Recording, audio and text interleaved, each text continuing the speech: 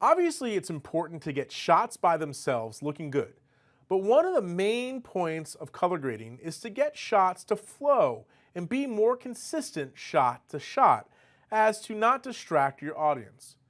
Well, color, of course, is an important thing to match, and we'll talk about that in a later movie in this chapter. When it comes to shot matching, contrast matching should be your first stop. And the reason I say that is because our eyes are more sensitive to light than they are to color. Matching white, black, and mid-tone contrast is essential. When these things don't match, audiences are more likely to notice. And they'll notice these mismatches more than they'll notice slight or even medium-sized color mismatches. While trained eyes can help in detecting contrast and exposure matching issues, a few of the scopes we've learned about provide hard evidence and a visual way of seeing any mismatches and providing guidance for fixing two disparate shots.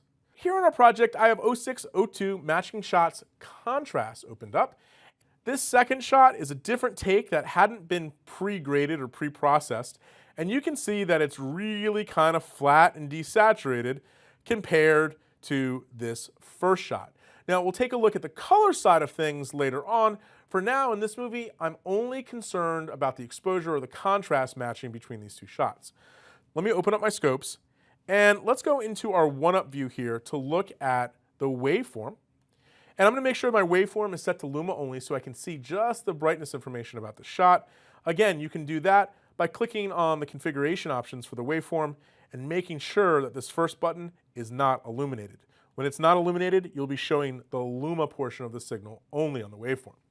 So looking at this, I can see that I have my peak whites right here, maybe around 1,000 or so on the 10-bit scale, maybe 10, 15, and they appear to be clipping out just a little bit at the top here. Down at the bottom of the trace, I have nothing that's being represented as true black. The lowest portion of the signal is right here, maybe around 50, 25, 50, 75, somewhere in that area right there. And then the bulk of the exposure in the shot is actually kind of low.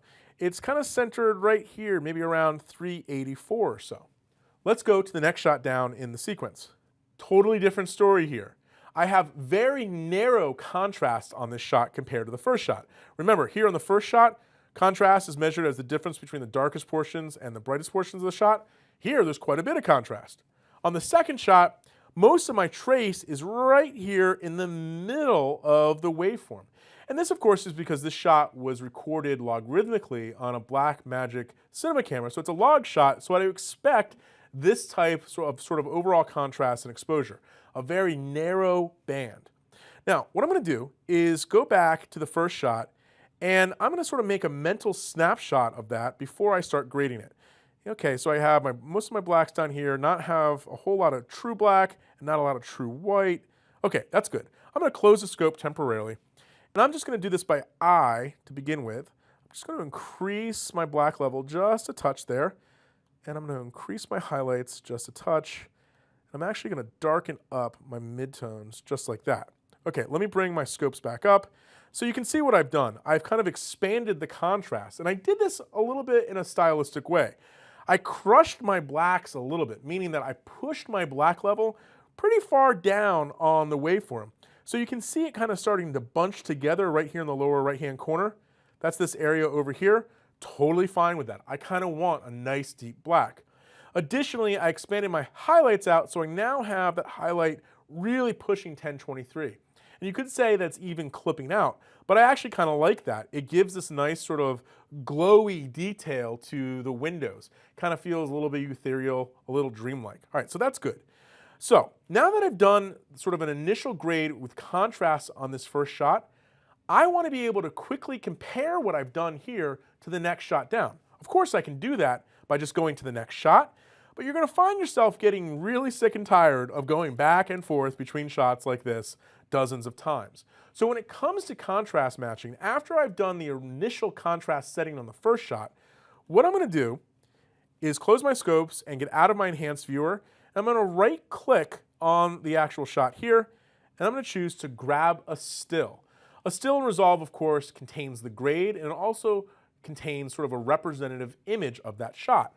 I'm then going to come down to the second shot, and I'm going to double click on the actual still. I'll go back to my enhanced viewer, and now you can see that I can wipe between these two. And this is going to make it much easier to see how the sort of contrast and overall levels compare between these two shots. Now, right now, they don't compare well at all. So I'll bring my scopes back up. And the cool thing about sort of the viewer here when you show a still image is that you can also wipe that on your actual scope itself. So you can see, hey, where are my peak whites? Where are my blacks? Where are my midtones? So obviously right now they don't match. I'll close my scope here and I'll right click again to turn off the reference wipe. And I'll just do by eye, like I did on the first shot, an initial contrast correction. So I'm going to deepen my blacks up. I'll blow out those whites just a little bit with the gain control here. And then I think I'll deepen my midtones. Let's bring the scopes back up. Okay, that's looking a little bit better and a little more similar to what I had on the first shot. I now have my peak white kind of clipping out there. My blacks are not quite as deep as the first shot, so I'll bring those down. And I think I need to bring down my midtones just a little bit more, something like that. There we go. Okay, so now if I go between these two shots, again, color I'm not concerned about right now. Clearly the color is off. But if I look at the overall contrast, we're getting very, very close. And if I go ahead and bring my still back up, I can now wipe between those. And if I look at this on the scopes, here's the first shot. So we have really peaky whites, and then we have some crushed blacks. And if I wipe over to the second shot, we have something very, very similar. Another way of comparing these shots side by side in terms of contrast matching is to do the following. Instead of viewing your reference still, you can turn on split screens. And that's this button right here. So I'll do a split screen, and then I'll select both of these shots down here in the timeline, and I'll enable to see my split screens as selected clips. And if I go back to my larger view, now I can see how I'm doing in terms of matching these together. Again, I'm not concerned about color right now. This one, a little bit more green. This one, a little bit more saturated. I'll fix that. But for now, I think I've done a relatively okay job, if I look at these side by side, of matching their contrast. You might argue that the image on the right has a little higher midtone values, so we could come in and crush those even more, like that, and we're getting into a pretty similar spot.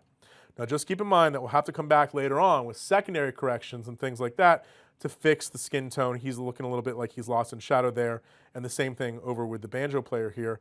But in general, I think I got a good initial match, and now I can match the color of these two shots and then obviously match details.